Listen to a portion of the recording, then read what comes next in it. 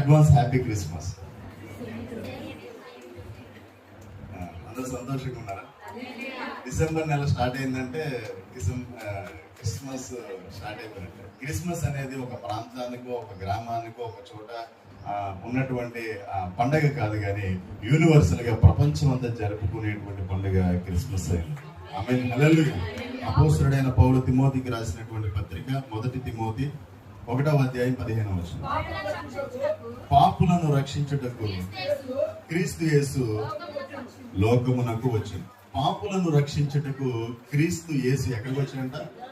లోకములోనికి వచ్చాడు పాపులను రక్షించడానికి. ఈ లోకంలో ఉండేటువంటి పెద్దలు కానీ, నాకు చెప్పిన పెద్దలు కానీ, గొప్పవాళ్ళు కానీ వాళ్ళు ఏమంటారంటే, మనం అడిగినప్పుడు దేవుడు అనే వ్యక్తి ఎలా ఉంటాడంటే, దేవుడు అనే వ్యక్తి సార్వభౌముడై ఉంటాడు, సర్వశక్తిమంతుడై ఉంటాడు, సర్వజ్ఞాని అయి ఉంటాడు, సర్వాంతర్యామి అయి ఉంటాడు, సర్వం సృజించిన వాడై ఉంటాడు దేవుడు అని చెప్పేసి మన పెద్దవాళ్ళు మనకు అదే చెప్తారు, మన పూర్వీకులు అదే చెప్తారు, గొప్ప గొప్ప వేదాంతులు సిద్ధాంతులు కూడా అదే చెప్తూ ఉంటారు. అయితే దేవుడు ఎలా వస్తాడంటే, దేవుడు ఎలా వస్తాడు, ఎలా మనుషులను చూస్తాడంటే, వాళ్ళు అంటారు కదా, దుష్ట శిక్షణ శిష్ట రక్షణ అంటారు.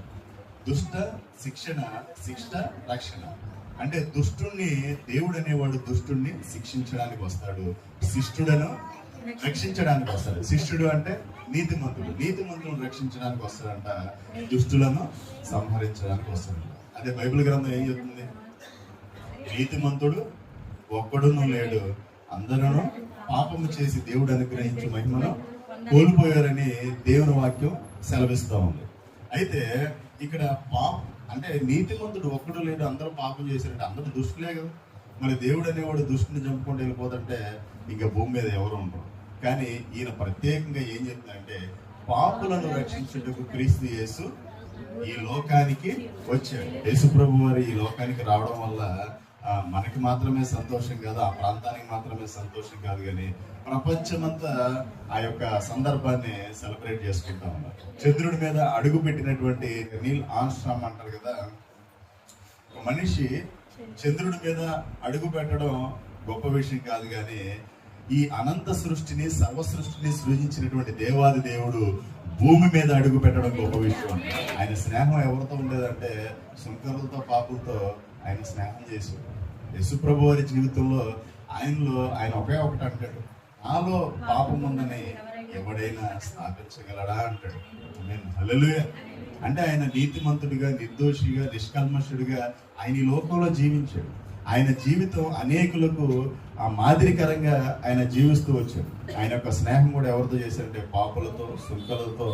ఆయన ప్రేమించే హృదయం కలిగిన వాడే ఉన్నాడు. ఆమేన్, హల్లెలూయా.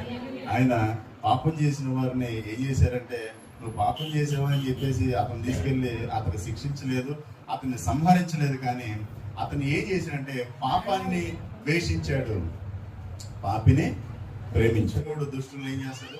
శిక్షిస్తాడు, వాళ్ళని సంహరిస్తాడు. కానీ ఈయన పాపులను రక్షించుటకు యేసుక్రీస్తు లోకానికి వచ్చాడు. ఆమేన్, హల్లెలూయా. లోకంలో ఎవరైనా కానీ మనల్ని అడిగితే, యేసు ప్రభు వారి లోకానికి ఎందుకు వచ్చారమ్మా అని కనుక మనల్ని అడిగితే, మనం చెప్పవలసిన మొట్టమొదటి కారణం ఏంటంటే, ఆయన పాపులను రక్షించుటకు ఈ లోకానికి ఆయన వచ్చాడు. మనం పాపులు ఎందుకు అయ్యామమ్మా, మనం పాపులు ఎందుకు అయ్యాం అని చెప్పేసి చాలా మంది అంటారు. ఈరోజు చాలా మంది ఎన్నో మాటలు ఎన్నో చెప్తూ ఉంటారు, కానీ పైకి మామూలుగా కనపడినా కానీ హృదయంలో ఉన్న పాపం ఎవరికి కనపడదు. అయితే దేవుడు అంటాడు కదా, ప్రతి మనిషి పాపం చేసి దేవుడు అనుగ్రహించే మహిమను కోల్పోయారు. అంటే మరణానికి దగ్గరికి వెళ్ళిపోయి నరకానికి వెళ్ళిపోతున్నారని, అటువంటి వారిని రక్షించడానికి యేసు ప్రభు ఈ లోకానికి వచ్చారు. మొట్టమొదటి మాట ఏంటి? పాపులను రక్షించడానికి యేసుక్రీస్తు లోకానికి వచ్చారు. ఆమేన్, హల్లెలూయా. రెండవది మనం చదువుకున్నాం, 1 పేతురు 2:21.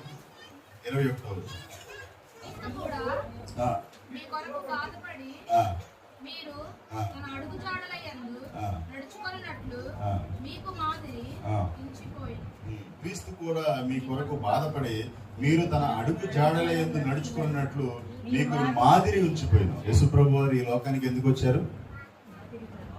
మాదిరి ఉంచుకోవడానికి వచ్చాడు. యేసుప్రభు వారు ఈ లోకానికి ఎందుకు వచ్చారు? ఆయన రావడానికి గల ముఖ్య ఉద్దేశం ఏంటంటే, మొట్టమొదటిగా ఆయన పాపులను రక్షించడానికి ఈ లోకానికి వచ్చారు. రెండోది ఏంటి? మాదిరి చూపించడానికి ఈ లోకానికి వచ్చాడు. అక్కడ చదువుకున్నటువంటి వాక్యంలో మనకు ఉంటది కదా, ఆయన ఏమంటారంటే తన అడుగు జాడల యందు నడవడానికి మాదిరి ఉంచిపోయాడంట.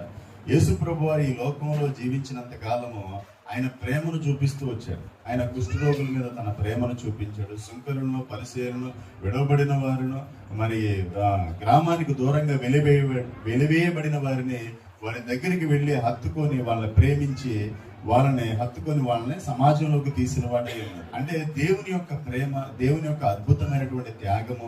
ఒక మనిషి కొరకు ఈ లోకంలో ఎవరైనా ఏదైనా చేయగలరు, కానీ ప్రాణాన్ని మాత్రం ఎవరు ఇవ్వలేరు.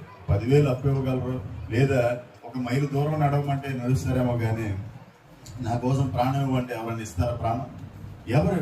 ఎందుకని ప్రాణం ఇవ్వరంటే, ప్రాణం ఇవ్వడానికి ఎవరికి ఇష్టం ఉంటుందో చెప్పండి. ఎవరి కోసం ఎవరు ప్రాణం ఇస్తారు? కానీ ప్రపంచ మానవాళి కొరకు యేసు ప్రభు వారు ప్రాణం ఇచ్చారు. యేసు ప్రభు వారిని మాదిరికరంగా తీసుకున్న అనేక మంది మిషనరీలు భారతదేశానికి వచ్చారు.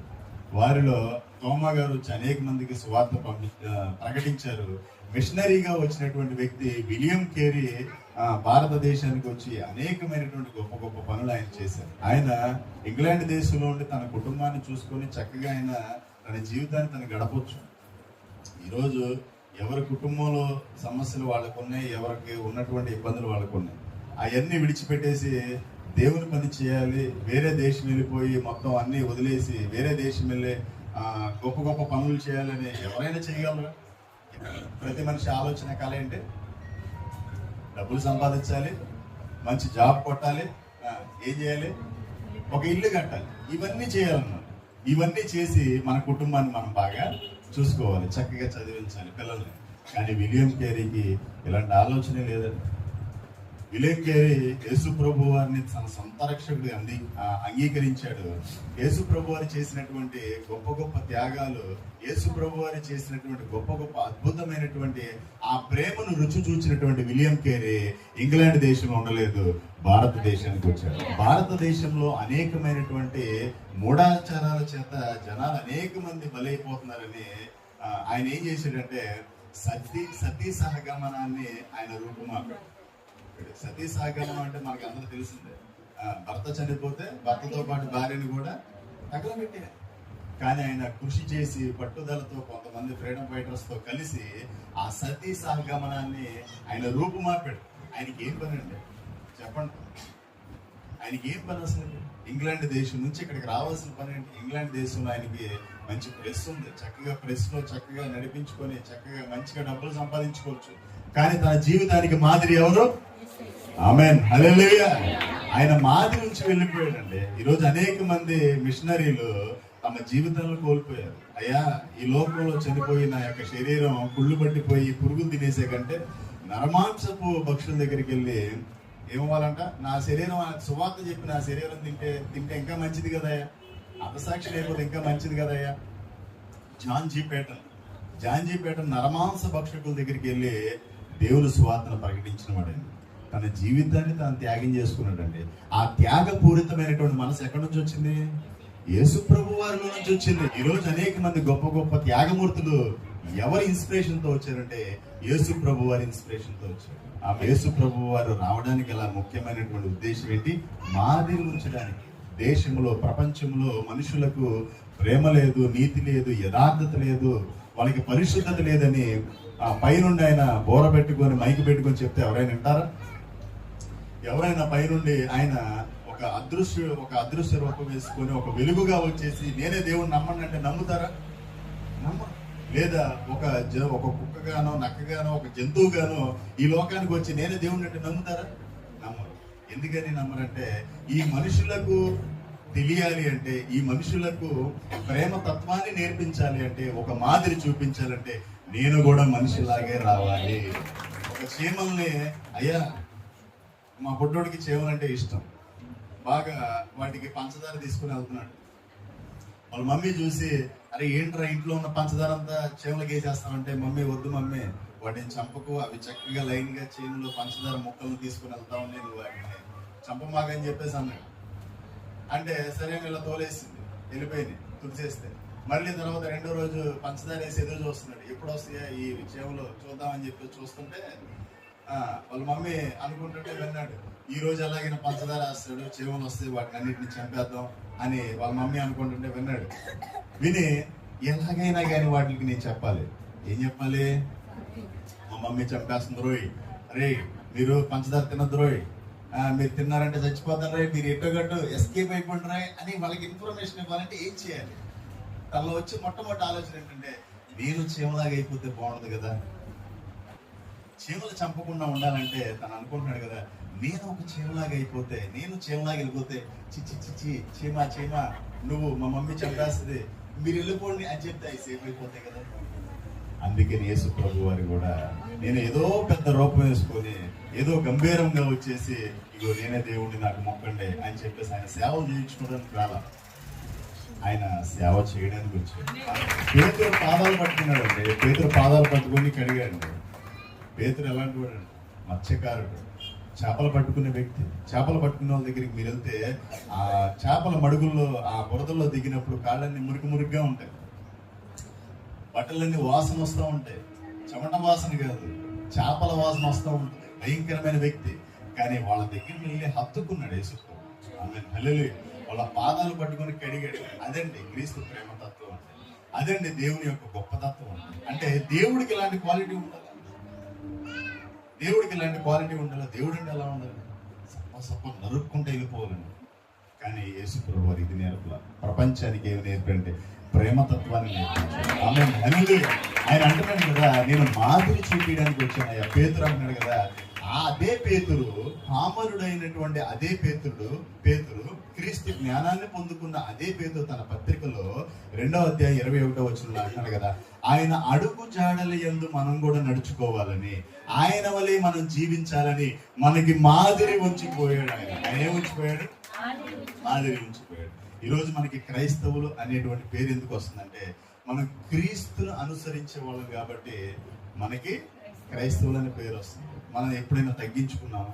మనం ఎదుటి వారి ముందు ఎప్పుడైనా తగ్గించుకున్నామా? మనం ఎదుటి వారిని ఎప్పుడైనా ప్రేమించామా? యేసు ప్రభు వారి ప్రేమ చాలా గొప్పది. ఆయన కనుక మనం స్టడీ చేసినట్లయితే, ఆయన కనుక మనం అర్థం చేసుకున్నట్లయితే, ఆయన గురించి కనుక మన ఈ సంవత్సరం అంతా కాకపోయినా కానీ ఈ యొక్క క్రిస్మస్ నెలలో మనం అధ్యయనం చేసినట్లయితే యేసు ప్రభు వారి మీద, ఆయన ఎంత గొప్ప దేవుడు, ఆయన యొక్క గుణాతిశయాలు, ఆయన సుగుణాలు ఎంత గొప్పవో మనకు అర్థమవుతూ ఉంటాయి. ఒక స్త్రీ వచ్చి ఏడుస్తూ కన్నీళ్లు కారుస్తూ ఆయన ఆ కన్నీళ్లతో ఆ పాదాలు కడుగుతా ఉంటే శిష్యుడు తన మనసులో అనుకుంటాడు, చూసావా ఆమె ఎప్పుడు పాపం చేసిందో, అసలు ఎలా తాకనిస్తున్నాడు. ది లైఫ్ ఆఫ్ జీసస్ అనే మూవీ మీరు చూడండి, అది నేను అసలు ఎన్నిసార్లు చూసాను నాకే తెలియదు. అసలు దాంట్లో యేసు ప్రభు వారి యొక్క అంటే ఆ యొక్క క్యారెక్టర్ చాలా అద్భుతంగా ఉంటుంది. ఆ బేస్ వాయిస్ కానీ, ఆ బైబిల్లో చెప్పే వాక్యాలు కానీ ప్రతి ఒక్కటి చాలా అద్భుతంగా ఉంటాయి. ఆ యొక్క మాటలో తను, అయ్యా నేను మీ ఇంటికి వచ్చినప్పుడు నువ్వు నాకు కాళ్ళు కడుక్కోవడానికి నీళ్ళు ఇవ్వలేదు, కానీ తను వచ్చినప్పటి నుంచి కన్నీరు కారుస్తూనే ఉన్నాను. ఈ ఇంటిలోకి వచ్చినప్పుడు నీవు నాకు తుడుచుకోవడానికి వస్త్రం లేదు కదయ్యా, నువ్వు నన్ను ఆహ్వానించలేదు కదయ్యా, తను వచ్చినప్పటి నుంచి నా పాదాలు ముద్దు పెట్టుకొని నా పాదాలు తుడుస్తూనే ఉందయ్యా. ఆమె హల్లెలూయా. దేవుని యొక్క హృదయం చాలా విశాలమైన హృదయం. అందుకనే క్రైస్తవులు అనబడైనటువంటి మనం కూడా క్రీస్తు వలె మనం జీవించాలి. క్రీస్తులో ఉన్నటువంటి సుగుణాలు మనం ఇతరులకు పంచాలి. మనము దేవుని సువాసన ఉన్నాం, దుర్వాసన కాదు, మనం దేవుని సువాసన ఉన్నాం. మనం చూసిన వారు అనేకులు మనల్ని ప్రేమతో ఆహ్వానించాలి, కానీ ప్రభావం పెట్టొచ్చారు అనుకోకూడదు. ఇతరులు మనం ఎలా ఆశించాలి? ప్రేమతో మనల్ని ఆహ్వానించాలి. దేవుని యొక్క ప్రేమ మనలో ఉట్టిపడాలి, దేవుని యొక్క సుగుణాలు మనలో ఉట్టిపడాలి. ఆయన సుంకరులతో పాపలతో ఎందుకు సహవాసం చేశాడు? పరిసయ్యులు శాస్త్రులు అంటాడు కదా, అయ్యా ఏంటి ఆయన దెయ్యం పట్టిన వాళ్ళ తిరుగుతున్నాడు, ఈయన సుంకరులతో పాపలతో స్నేహం చేస్తున్నాడు, ఈయన కూడా పాపే అన్నట్టుగా, ఈయన కూడా ప్రధాన పాపే అన్నట్టుగా ఆనాడు శాస్త్రులు పరిశీలన చూశాడు. అయితే యేసు ప్రభు వారి యొక్క స్ట్రాటజీ ఎలా ఉండేదంటే, ఇతరులను ప్రేమించే విధానం ఎలా ఉండేదంటే, ఆ పాపం చేసే వాళ్ళతో, సుంకరులతో, వేషంతో, వాళ్ళందరితో అలా నడుచుకుంటా వెళ్తా ఉంటే ఇలా విత్తనాలు విసిరేశాడు. వీళ్ళు సడన్ గా ఏంటంటే విత్తువాడు విత్తనాలు విత్తడానికి పొలంలోకి వెళ్ళాడు. అంటే సింపుల్ గా దేవుని యొక్క మాటలు చెప్పడానికి ఆయన చాలా ప్రయత్నించి వాళ్ళందరినీ ప్రభు మరి నిత్యమైనటువంటి మార్గంలోకి ఆయన నడిపించేవాడు. ఆయన విత్తనాలు పట్టుకొని భూమి మీద విసిరేసి, చూసావా ఆ విత్తనం ఎక్కడ పడింది? ఎండిపోయిన నేల మీద పడింది. ఈ విత్తనం ఎక్కడ పడింది? త్రోవ పక్కన పడింది. ఈ విత్తనం ఎక్కడ పడింది? ముళ్ళ పొదల్లో పడింది. ఇక్కడ చూసావు ఈ విత్తనం ఎక్కడ పడిందో? సరైన నేల మీద పడింది, మెత్తని నేల మీద పడింది. చూసావా? అది 100 30 60 100 అది అభివృద్ధి పొందుతానగానే తన హృదయం ఆశ కలిగి సుంకరి దేవుని వాక్యాన్ని వింటాడా? ఒక పాపి దేవుని వాక్యాన్ని అంగీకరిస్తాడా? యేసు ప్రభు వారి ప్రేమగా వాళ్ళకి దేవుని వాక్యాన్ని అలా ప్రకటించాడు. చూసావా? అది 30 60 100 ఎదుగుతుందనగానే అతని మనసులో ఆశ కలిగేది. అయ్యో, అందరూ నన్ను తిట్టేవాళ్ళే, అందరూ నన్ను వ్యతిరేకించేవాళ్ళే, అందరూ వచ్చి పోరా అని చెప్పేసి నన్ను విదిలించుకొని వెళ్ళిపోయేవాళ్ళు, కానీ ఇంత ప్రేమగా దగ్గరికి పిలిచి నా జీవితం ఇంత సుందరంగా మారిందని నీవు మాత్రమే చెప్పవయ్యాను. వాళ్ళందరినీ ఆయన మార్చాడు. అందుకని ఆయన పాపులను రక్షించడానికి ఈ లోకానికి వచ్చాడు. ఆమేన్, హల్లెలూయా. నేను నీతిమంతుల కోసం రాలా, నేను ఆరోగ్యవంతుల కోసం రాలా, నేను రోగుల కొరకు వచ్చాను అంటాడు ఆయన. నేను నీతిమంతుల కొరకు రాలేదు, అనీతిమంతుల కోసం, పాపుల కొరకు నేను వచ్చాను అని యేసు ప్రభు వారు అని చెప్తా ఉంటారు. ఆమేన్. ఈ లోకానికి రావడానికి 2 కారణాలు మనం చెప్పుకున్నాం. మొదటి కారణం ఏంటి? పాపులను రక్షించడానికి యేసు ప్రభు ఈ లోకానికి వచ్చారు. ఎవరు అడిగితే వాళ్ళకి ధైర్యంగా చెప్పండి. అర్థమైందా? జంకాల్సిన పని లేదు, భయపడాల్సిన పని లేదు. ధైర్యంగా మనలో ఉన్నటువంటి విశ్వాసము, మనలో ఉన్నటువంటి దేవుడు సజీవుడైన దేవుడు. మనం మన దేవుని గురించి బలంగా చెప్పాలి. అడుగు వారికి, అడుగు వారికి మనం ఏం చెప్పాలి? మనలో ఉన్నటువంటి విశ్వాసాన్ని బలంగా చెప్పాలి. యేసు ప్రభు వారు ఎందుకు వచ్చారమ్మా? మనకి తెలుసు అసలుకే అంటే నాకెందుకు తెలియదయ్యా. యేసు ప్రభు మనం రక్షించడానికి వచ్చాడు. అంతేనా? రక్షించడానికి వచ్చాడంటే ఆయన రక్షించడమే కాదు, ఎలా ఉండాలో జీవించడం నేర్పించి వెళ్ళాడా? అంటే నేర్పించి వెళ్ళాడు. ఆయన జీవించలేదా? అదేనయ్యా, జీవించి మాదిరికరంగా జీవించి వెళ్ళాడయ్యా అని చెప్పాడు. ఆయన మాదిరికరంగా మాదిరి ఉంచి వెళ్ళాడు. ఎలా ఉండాలి, మనుషుల పట్ల మనుషులు ఎలా ఉండాలి, ప్రేమ తత్వాన్ని ఎలాగా మనం ఇతరులకు చూపించాలి. మదర్ తెరీసా మనందరూ తెలుసు కదా. మదర్ తెరీసా ప్రపంచవ్యాప్తంగా ఆమె సేవలను, ఆమెను కొనియాడుతూ ఉన్నారు. ఎందుకంటే కుష్ఠ వ్యాధులని, అలాగే రోగులను, ఇంకా తల్లిదండ్రులు విడిచిపెట్టేసినటువంటి అనాథలను, వృద్ధులను, అనేక మంది విధవరాలను అందరినీ దగ్గర తీర్చుకొని వారందరికీ సేవ చేయడం మొదలేసి. అసలు ఆమె ఏం పని అండి? ఆమె సేవ చేయాల్సిన పని ఏంటి? ఆమె చక్కగా వివాహం చేసుకుని పిల్లలకని ఆమె జీవితాన్ని చక్కగా లీడ్ చేసుకోవచ్చు కదా. ఆ ప్రేమతత్వం ఎక్కడి నుంచి వచ్చిందంటే యేసు ప్రభు ఆయన గొప్ప దేవుడై ఉండి, అద్వితీయుడై ఉండి, ఆయన ఆకాశ మండలం కంటే హెచ్చైన వాడిగా ఉండి, ఈ సర్వము సృజించినటువంటి వాడై ఉండి, ఈ లోకానికి వచ్చి పాపనైన నన్ను ప్రేమించాడే, నేను వీళ్ళకి చేసింది చాలా తక్కువ అనుకున్నాను. మదర్ తెరీసా ఈరోజు చాలా గొప్ప స్త్రీగా నిలబడిందంటే ఆమె ఒక నిజమైన క్రైస్తవురాలు. విలియం కేరీ గురించి మనం చెప్పుకున్నాం కదా. విలియం కేరీ మొట్టమొదటి ఇప్పుడు మనకి SBI, HDF అసలు బ్యాంకింగ్ వ్యవస్థని ఈ లోకానికి పరిచయం చేసింది, అంటే భారతదేశంలో పరిచయం చేసింది విలియం కేరీ ఉన్నాడు. మొట్టమొదటి బ్యాంక్ పెట్టింది విలియం కేరీ ఉన్నాడు. అచ్చు మనకి ఈ యొక్క బైబుల్ని తెలుగు, హిందీ, మరాఠీ, ఒడియా ఇవన్నీ భాషల్లో తర్జుమా చేసింది విలియం కేరీ అయి ఉంది. ఇంకా మనం చూసుకుంటూ వెళ్తే చాలా ఉంది. మనకి స్టీమ్ ఇంజన్ కానీ, రెండోది కలంలో వాడే ఇంకు, దేంట్లో వాడేది కలంలో వాడే ఇంకు స్థిర ఎక్కడి నుంచో మనం తెచ్చుకోవడం కాదు, ఇక్కడే మనం తయారు చేసుకుని స్థానికంగా మనం దాన్ని వాడుకోవాలని ఇంకు ఇవన్నీ కనిపెట్టింది విలియం కేరీ అన్నాడు. ఆయనకి ఏం పని అంటే చెప్పండి? ఆ మాదిరి తత్వము, ఆ ప్రేమ తత్వము, త్యాగ గుణము ఎక్కడి నుంచి వచ్చిందంటే క్రీస్తులో నుంచి వచ్చింది. హల్లెలూయా. ఈరోజు మనం క్రీస్తులో అంటే యేసు ప్రభు వారిలో మనం నేర్చుకోవాల్సినటువంటి సుగుణం ఏంటంటే త్యాగాన్ని నేర్చుకోవాలి, ప్రేమను నేర్చుకోవాలి, సహనాన్ని నేర్చుకోవాలి, తగ్గింపు జీవితాన్ని నేర్చుకోవాలి. ఆయనలో అసలుకి ఇది లేదనడానికి లేదండి. అందుకే ఆయన మిస్టర్ పర్ఫెక్ట్ ప్రభాస్ గారు నన్ను అడిగి వెనకాల నా యూత్ నన్ను ఏమన్నా అనుకోండి, పర్లేదు. మిస్టర్ పర్ఫెక్ట్ అని ఎవరైనా మిస్టర్ పర్ఫెక్ట్ ఉన్నారు ఇక్కడ?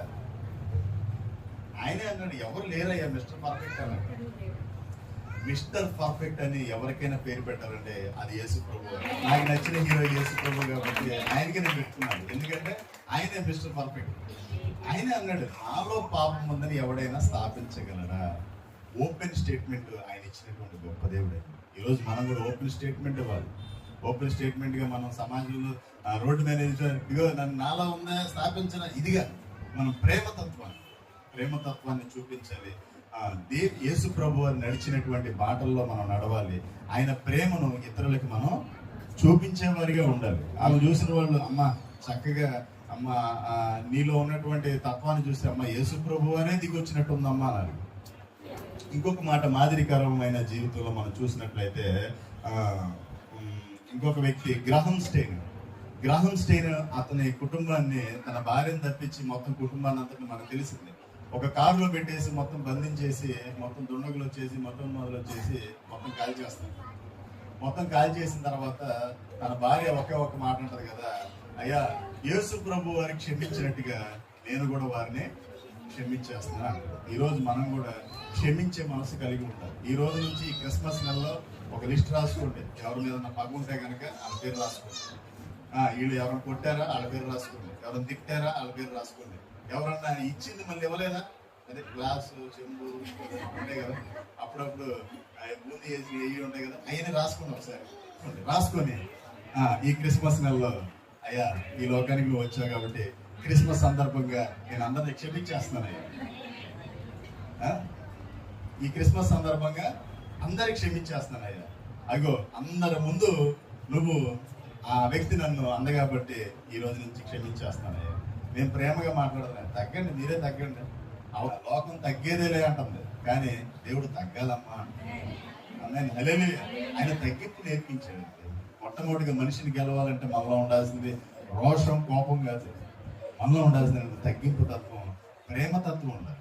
అటువంటి ప్రేమతత్వాన్ని, తగ్గింపు తత్వాన్ని మనకి మాదిరిగా చూపించినటువంటి వ్యక్తి యేసు ప్రభు అనే ఆయన ఈ ప్రపంచానికే మాదిరి చూపించలేదు. అయితే మూడవది మనం నేర్చుకుందాము, ఆయన ఈ లోకానికి రావడానికి గల కారణం, ఆయన రావడానికి గల ముఖ్య ఉద్దేశం ఏంటంటే, మొదటిగా ఏంటిది, పాపులను రక్షించడం. అంటే రక్షించడానికి, రక్షణ ఇవ్వడానికి, అంటే పాపము నుంచి విడిపించి ఈ లోకంలో ఉన్నటువంటి వ్యసనాల నుంచి, ఈ లోకంలో ఉన్నటువంటి దుర్వ్యసనాల నుంచి మనం విడిపించి రక్షణ ఇవ్వడానికి. రక్షణ అనేది మన యొక్క జీవితానికి చాలా ప్రాముఖ్యమైనది. ఈ లోకం నుంచి మనల్ని వేరు చేసి పరలోకానికి తీసుకెళ్ళడానికి, ఆయన రక్షించడానికి వచ్చాడు. రెండోది ఏంటి,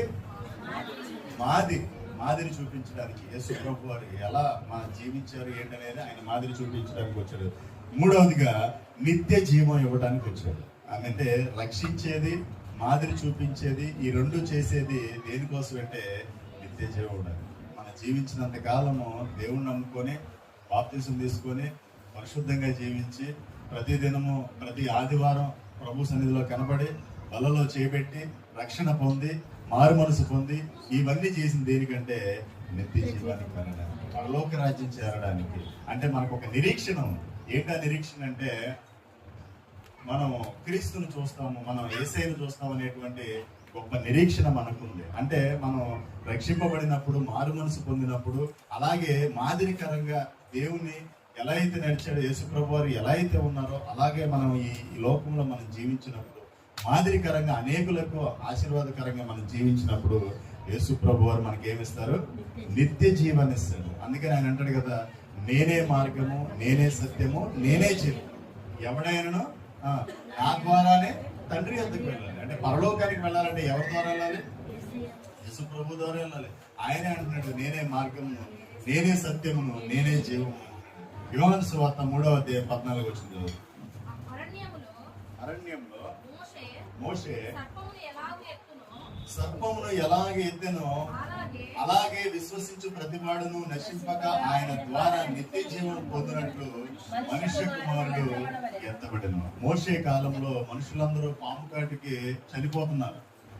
పాము కాటికి అందరూ చనిపోతా ఉన్న సమయంలో ఒక పాము, ఒక సర్పము, ఒక ఇత్తడి సర్పమును చేయించి అది పైకి ఎత్తినప్పుడు ఆ ఇత్తడి సర్పాన్ని ఎవరైతే చూస్తారో వాళ్ళు బ్రతుకుతారు అని చెప్పేసి మోషే చెప్పినప్పుడు అందరూ పాము కరిచిన వారు కూడా ఆ ఇత్తడి సర్పాన్ని చూసినప్పుడు బ్రతికారు. అలాగే మోషే కాలంలో సర్పమును ఎలాగా అరణ్యంలో మోషే సర్పమును ఎలాగ ఎత్తెనో అలాగే విశ్వసించు ప్రతివాడును నశింపక ఆయన ద్వారా నిత్య జీవం పొందినట్లు మనుష్య కుమారుడు ఎత్తబడెను. ఎవరైనా మన దగ్గరికి వచ్చి యేసు ప్రభు వారి లోకానికి ఎందుకు వచ్చారు అని అడిగితే కనుక ఈ మూడు చెప్పండి. ఒకటి, ఆయన రక్షించడానికి వచ్చాడు, మాదిరి చూపించడానికి వచ్చాడు. రెండోది, నిత్య జీవం ఇవ్వడానికి వచ్చాడు. ఈ లోకంలో పాపంలో మనం జీవించి చనిపోకుండా ఆయన యందు విశ్వాసం ఉంచితే, పరిశుద్ధంగా జీవిస్తే ఆయన ఏమిస్తాడు? మనకి నిత్య జీవం ఇస్తాడు. ఈ లోకంలో జీవించినంత కాలం క్రైస్తవుడని మనం పేరు పెట్టుకొని మన జీవితం దేవునికి సరైనదిగా లేకుండా లోకంలో మనం జీవించి చివరాఖరికి చనిపోయిన తర్వాత నరకానికి వెళ్ళిపోతామా? చెప్పండి. సప్త సముద్రాలు ఇది వచ్చి పిల్లకాలంలో పడిపోయినట్టుగా మన జీవితం అంతా జీవించి ఏదో ఒక బలహీనతలో పడిపోయి లోకంలో వెళ్ళిపోవడం కంటే దేవుని నమ్ముకొని పరిశుద్ధంగా జీవించి మనం మన యొక్క ఆత్మల్ని దేవునికి అప్పగించినప్పుడు దేవుడు మనల్ని నిత్య జీవంలోకి మనల్ని నడిపించేవాడే ఉన్నాడు. ఆయన రక్షించడానికి వచ్చాడు, మాదిరి చూపించడానికి వచ్చాడు. రెండవదిగా నిత్య జీవం ఇవ్వడానికి ఆయన ఈ లోకానికి వచ్చాడు. ఆమేన్, హల్లెలూయా. యవ్వన కాలంలో చాలా మంది యవనాన్ని చూసుకొని మనం సంతోషపడుతూ ఉంటాం. మనకి బలం ఉందని, సంతోషం ఉందని, బలం ఉంది, డబ్బు ఉంది. రెండవది, నేను ఏదైనా చేయగలను అనేటువంటి ఆశ, ఆలోచన ఉంటుంది. అంటే దేవుడి వైపు చూడాలని కానీ, దేవుడి గురించి ఆలోచించాలని కానీ ఆలోచించాలి. ఎందుకని? యవన కాలంలో ఉన్నప్పుడు ఫ్రెండ్స్ ఉంటారు. అంటే వాళ్ళు చక్కగా హ్యాపీగా డ్యూక్ బైక్ వేసుకుని డ్రూమ్ అంటూ వెళ్తూ ఉంటారు. వాళ్ళని చూసి మనం కూడా వెళ్ళాలి అనిపిస్తాం. వాళ్ళు తాగుతూ ఉంటారు. వాళ్ళని చూసి ఏమనిపిస్తుంది? తాగుతూ ఉంటారు. అంటే మనిషి అన్న తర్వాత, వయసులో ఉన్న తర్వాత మనం ఏం చేయాలి? తాగాలి. తాగితేనే దానికి అన్నం, తాగితేనే దానికి ఆనందం. ఎప్పుడు ముసలోళ్ళ చర్చికి వెళ్తావా ఏంటి అని చెప్పేసి యవనస్తులు ఈరోజు అలా ఉన్నారు. చాలా మంది సండే స్కూల్లో చక్కగా నమ్మకంగా పెరిగిన వాళ్ళే ఈరోజు ఎక్కడున్నారు? లోకంలోకి వెళ్ళిపోయారు. అపవాది యొక్క ఆలోచన, అపవాది యొక్క ఉద్దేశం ఏంటంటే మనిషిని ఏదో రకంగా దేవుని నుంచి దూరం చేయాలనేటువంటిదే వాడి ఆలోచన. వాడి యొక్క ఆలోచనలో పడి, ఆ ట్రాప్లో పడి మునిగిపోయేవాళ్ళు ఎవరు? యవనస్తులు, మిగతా వాళ్ళు త్రాగుబోతులు, మద్యం తాగే వాళ్ళందరికీ అపవాది యొక్క ఒక ట్రాప్ అనమాట. ఆ ట్రాప్ వల్ల ఏంటంటే వారి యొక్క జీవితం, వారి యొక్క శరీరాన్ని నాశనం చేసుకుంటున్నారు. రెండోది, వారి కుటుంబం కూడా చాలా విచ్ఛిన్నమైపోయినటువంటి పరిస్థితి కనపడతా ఉంది. అయితే యేసు ప్రభు అంటున్నారు కదా, నేను నిత్య జీవాన్ని ఇవ్వడానికి వచ్చాను అంటారు. రోమా పత్రిక 2వ అధ్యాయం 7వ వచనం. సత్క్రియను ఓపికగా చేయొచ్చు, మహిమను, ఘనతను, అక్షయతను దేవుని వాక్యం చెప్తుంది కదా. మనం సత్క్రియలు ఓపికగా చేయాలంట. ఏం చేయాలి? ఓపికగా చేయాలి. ఒక ఇల్లు కట్టాలంటే మనకేముండాలి? ఓపిక ఉండాలి. ఓపిక లేకపోతే మనం ఏం చేయలేము, ఇల్లు కట్టలేము. దేవుని మందిరానికి వచ్చిన మన జీవితంలో కూడా మనకి ఓపికగా ఉండాలి. ప్రభు కరుణించే వరకు ఆయన వైపు మనం చూస్తూ ఉండాలి. ఆయన దృష్టిలో పడేంత వరకు మనం ఓపికగా ఉండాలి. ఆమేన్, హల్లెలూయా. దేవుడు నన్ను దీవించలేదు, దేవుడు నన్ను ఆశీర్వదించలేదు అని చెప్పేసి వెనక్కి వెళ్ళిపోతాం. అంటే దీవెన, ఆశీర్వాదం అనేది నథింగ్. ఒక రకంగా చెప్పాలంటే జీవితంలో ధనవంతుడు బేదలాజరు తనకి ఏముంది? కింద పడి రొట్టె ముక్కలు తింటా ఉన్నాడు. మనం అనుకుంటాం కదా, ఏం పాపం చేసేవయ్యా, రొట్టె ముక్కలు తింటా కింద ఉన్నావు. నువ్వు దేవుడికి సరిగా లేవు, అందుకనే నువ్వు ఇలాంటి పరిస్థితి వచ్చింది. ఎలాంటి పరిస్థితి వచ్చింది? రొట్టె ముక్కలు ఏరుకొని తినే పరిస్థితి వచ్చింది. చూసావా? కుక్కలాగా చూసావా? ఇతను ఏదో దేవునికి విరోధకరమైనటువంటి పాపం చేశాడు. యోబుని గురించి కూడా తన స్నేహితులు అన్నారు. ఏమన్నారు? అయ్యా, పిల్లలు పోయారు, ఆస్తి పోయింది, అంతస్తులు పోయినాయి, చివరికి ఆరోగ్యం కూడా పాడైపోయిందంటే నువ్వు దేవునికి విరోధంగా జీవించావు కాబట్టి ఏమైంది? ఇవన్నీ పోయినాయి. అదే నువ్వు అసలు సర్వశక్తిని యందు నువ్వు ఆనందించిన ఎడలా, తన స్నేహితులు అంటారు, అసలు నువ్వు పరిశుద్ధుడైనటువంటి దేవుడిని నువ్వు ఆశ్రయించిన ఎడలా ఇవన్నీ నీకు వచ్చాయి కదా, ఇవన్నీ పోయినాయి అంటే నువ్వు ఎక్కడ రాంగ్ స్టెప్ వేసావు. దేవుడు ఒకసారి మనకి ఇచ్చిన తర్వాత ఒకసారి టెస్ట్ చేస్తాడు. ఇక్కడ యోబుకు తెలుసు, ఆ బేదలాజరుకి తెలుసు తన యొక్క భక్తి జీవితం ఏంటి, తన యొక్క స్థితిగతులు ఏంటి. కానీ మనుషులుగా మనం ఏం చూస్తాం? పై రూపాన్ని చూస్తాం. కానీ హృదయాన్ని చూసేవాడు దేవుడు ఒక్కడు. ఆమేన్, హల్లెలూయా. ఆ పేదలాజరు ధనవంతుడు ఇద్దరు చనిపోయారు. పేదలాజరు ధనవంతుడు ఇద్దరు చనిపోయారు. పేదలాజరు ధనవంతుడు చనిపోయిన తర్వాత వారిద్దరు పరదేశంలోకి వెళ్ళారు. పరదేశంలోకి వెళ్ళిన తర్వాత పరదేశంలో అబ్రహాము యొక్క కుడి పారిశ్రమన ఎవరు కనపడుతున్నారు? పేదలాజరు కనపడుతున్నాడు. ధనవంతుడు ఎక్కడున్నాడు? నరకంలో ఉన్నాడు.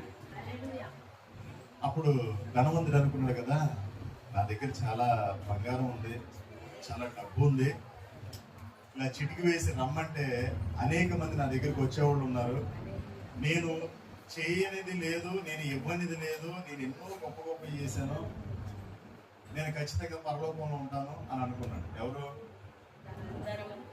ధనవంతుడు. కానీ అతను పేదలాజరును చూసి విస్మయం పొందుతుంది. అయ్యో, నేను తిని పడేసినటువంటి రొట్టె ముక్కలు ఏరుకొని తినేవాడు, కుక్కలు వచ్చి నాకుతున్నటువంటి ఈ పేదలాజరు ఏంటి అక్కడ పరలోకంలో కనపడుతున్నాడు, పరదేశంలో అబ్రహాము యొక్క కృపాశ్రమం కనపడుతున్నాడు ఏంటని ఆశ్చర్యపోతా ఉంటాడు. హల్లెలూయా. ఈరోజు క్రైస్తవ జీవితం అనేది ఆశీర్వాదాలే ప్రమాణం కాదు, అంతస్తులే ప్రమాణం కాదు. ఒక మనిషిని కొలవాలంటే నీకు 3 ఇళ్ళు ఉన్నాయా, నువ్వు చాలా గొప్ప భక్తుడివి, ఇదిగా మన కొలబద్ద. నీకు పెద్ద కారు ఉందా, ఇది కాదు క్రైస్తవ జీవితానికి కొలబద్ద. నువ్వు బాగా మంచిగా బట్టలు వేసుకుంటున్నావా, మంచిగా నీట్గా ఉన్నావా, నువ్వు నిజమైన క్రైస్తవుడు, ఇది కాదు కొలబద్ద. తన యొక్క విశ్వాస జీవితమే తనకి కొలబద్ద. ఆమేన్.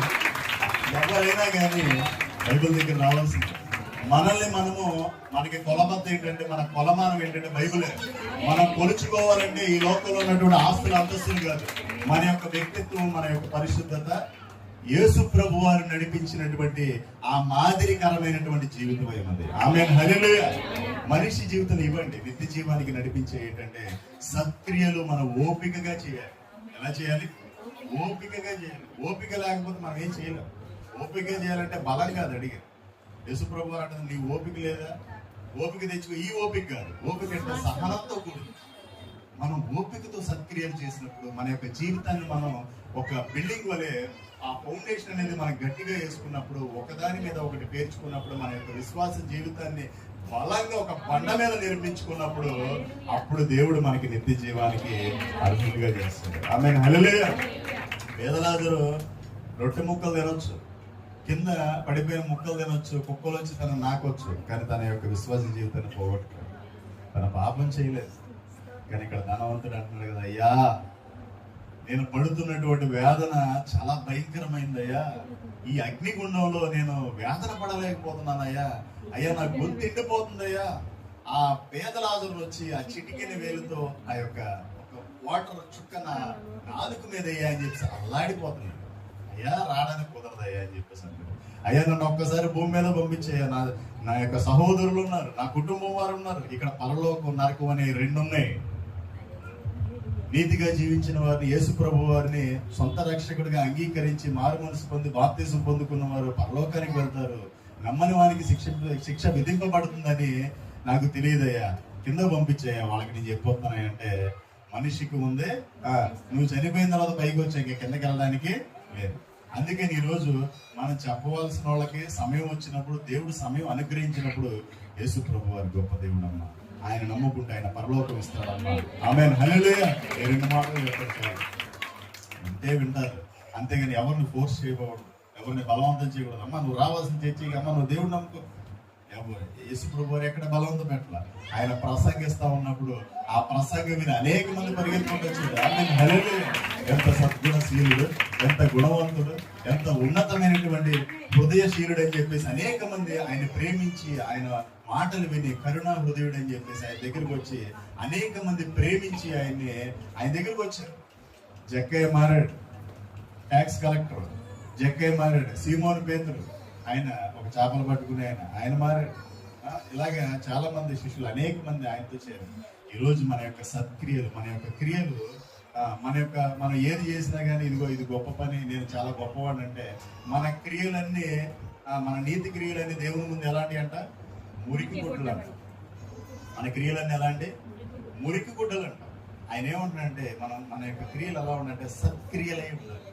మన యొక్క క్రియలు సత్క్రియలే ఉండాలి. మన సత్క్రియలు మనం ఓపికతో మనం చేసినప్పుడు దేవుడు ఖచ్చితంగా మనకి నిత్య జీవాన్ని ఇస్తాడంట. ఆమేన్, హల్లెలూయా.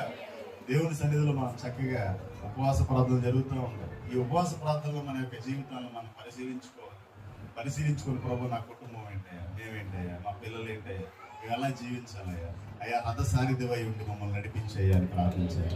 అయ్యా మాకు ఆలోచన దయచేయ, మాకు జ్ఞానమును దయచేయ, మా బిడ్డలకు జ్ఞానమును దయచేయ, అయ్యా వారిని వృద్ధిపరిచేయ అని చెప్పేసి మనం బిడ్డల కోసం ప్రార్థన చేయాలి, మన కుటుంబం కోసం ప్రార్థించాలి, భర్త కోసం ప్రార్థించాలి, భర్త భార్య కోసం ప్రార్థించాలి. కుటుంబాన్ని అలాగా కట్టుకున్నప్పుడు, సత్క్రియలు మన ఓపికతో మనం చేసినప్పుడు, ఫలించినప్పుడు దేవుడు అన్నాడు కదా, నిత్య జీవాన్ని ఇస్తా అన్నాడు. ఆమేన్, హల్లెలూయా. రోమపత్రిక 2వ అధ్యాయం 7వ వచనం మరొకసారి చదువుదామా? సత్క్రియలు ఓపికగా చేయొచ్చు, మహిమను ఘనతను అక్షయతను వెతుకు వారికి నిత్య జీవం ఇచ్చు. ఆమేన్, హల్లెలూయా. మహిమను అక్షయతను ఘనతను వెతుకు వారికి అంట దేవుడంట నిత్య జీవాన్ని ఇస్తాడు. అక్షయత ఏంటి? ఇది క్షయమైపోతుంది. ఈ శరీరం కొన్నాళ్ళకి క్షయమైపోతుంది. ఈ శరీరం దేవుడు మట్టితో చేశాడు కాబట్టి కొన్నాళ్ళు ఎక్కడికి వెళ్ళిపోతే, కొన్ని సంవత్సరాలు అయిన తర్వాత దేవుడు నిర్ణయించబడిన కాలం వచ్చిన తర్వాత ఈ శరీరం మట్టిలోకి వెళ్ళిపోతుంది. మట్టిలోకి వెళ్ళి మట్టిలో చేర్చబడిన తర్వాత మనం క్షయమైపోయేటువంటి ఈ శరీరాన్ని విడిచి అక్షయుడైనటువంటి దేవుని దగ్గరికి మనం వెళ్తాం. ఆమేన్, హల్లెలూయా. అది నిరీక్షణ. ఈ రోజు మనం ఈ క్రిస్మస్ నెలలో ఎవరైనా నీ దగ్గరికి వచ్చి క్రిస్మస్ నువ్వు ఎందుకు జరుపుకుంటావు అంటే ఈ స్టోరీ అంతా వాళ్ళని చెప్పాలి. ఆమేన్, హల్లెలూయా. ఈ స్టోరీ అంతా చెప్పాలంటే గంట సేపు చెప్పాలంటే వాళ్ళు ఉండరు కదండి. గంట సేపు చెప్పాలంటే వాళ్ళు ఉండరు కదండి. అంటే గంట సేపు అవసరం. 3 పాయింట్లు. ఎందుకు వచ్చాడు ఆయన? రక్షించడానికి వచ్చాడు, మాదిరి చూపడానికి వచ్చాడు, నిత్య జీవం ఇవ్వడానికి వచ్చాడు. ఆమేన్, హల్లెలూయా. 3 మాటలు. యేసు ప్రభువు ఎందుకు వచ్చాడంటే ఆయన పాపులను రక్షించడానికి, రక్షణ ఇవ్వడానికి ఆయన ఈ లోకానికి వచ్చాడు. రెండోది ఏంటి? మాదిరి చూపించడానికి ఈ లోకానికి వచ్చాడు. మూడోది ఏంటి? నిత్య జీవం ఇవ్వడానికి. ఈ 3 పాయింట్లు మనం చెప్పినప్పుడు వాళ్ళే ఆటోమేటిక్ గా వాటి గురించి కొంచెం వివరించవా అని చెప్పేసి కూర్చుంటారు. మనము అనేకమైన మాటలు గంటల తరబడి మాట్లాడుకుంటాం. ఏది 100 మాటలు మాట్లాడి దాంట్లో 1 మాట దేవుని గురించి మాట్లాడతాం. ఆమెనా అలా జరుగును కాక. అది కాదు, మనం 100 మాటలు మాట్లాడి 1 మాట దేవుని గురించి మాట్లాడతాం. ఈ 3 మాటలు మాట్లాడి చాలు. ఆమేన్, హల్లెలూయా. వాళ్ళకి ఆసక్తి కలిగింది, దేవుని గురించి తెలుసుకోవాలని ఆలోచన ఉంటుంది. అనేక మంది దేవుని విమర్శించాలని, ఆర్ఆర్కే మూర్తి గాని ఇలాగ చాలా మంది అనేక మంది దేవుని విమర్శించాలని బైబిల్ చదివి దేవుల్లో ఉన్నటువంటి గొప్ప తత్వాన్ని వాళ్ళు తెలుసుకొని దేవుని యొక్క ఆయన హృదయంలో ఉన్నటువంటి అగాపే ప్రేమను వాళ్ళు తెలుసుకొని దేవుని ప్రేమకు వాళ్ళు సొంతం అయిపోయారు. ఆమేన్, హల్లెలూయా.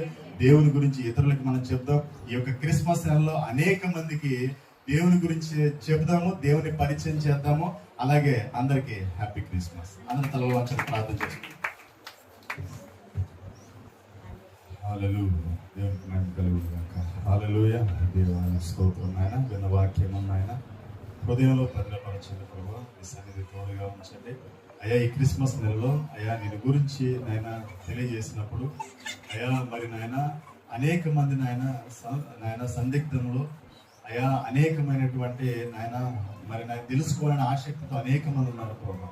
ఈరోజు నేను కూర్చున్నటువంటి మాటలు తెలుసుకోవడానికి మీరు ఇచ్చినటువంటి గొప్ప అవకాశాన్ని బట్టి ప్రభావ నేను ఎంతగానో స్తుతిస్తూ ఉన్నావు తండ్రి. అయ్యా నీవు ఈ లోకానికి రావడానికి గల కారణం నాయన మనిషిని రక్షించడానికి ఈ లోకానికి వచ్చావు ప్రభావ. అదే రీతిగా మాదిరికరంగా ఎలా జీవించాలి, ఎలా ఈ లోకంలో ఇతరుల పట్ల ఎలా జీవించాలి, సమాజంలో ఎలా జీవించాలి అనేటువంటి గొప్ప నాయన అయ్యా శైలిని నాయన మీరు చూపించారు ప్రభావ. అయ్యా అదే రీతిగా నాయన నిత్య జీవాన్ని ఇవ్వడానికి నాయన ఈ లోకానికి వచ్చారు ప్రభావ. ఈ మాటలు మా యొక్క జీవితాల్లో ఆశీర్వాదకరంగా దీవెనకరంగా మార్చి అయ్యా విత్తినటువంటి వాక్యం దుష్టుడు ఎత్తుకొని పోకుండా హృదయాల్లో పడి 100 ఫలం పొందినట్లుగా సహాయం చేయమని యేసయ్య నామమున ప్రార్థిస్తున్నాం మా పరలోక తండ్రి.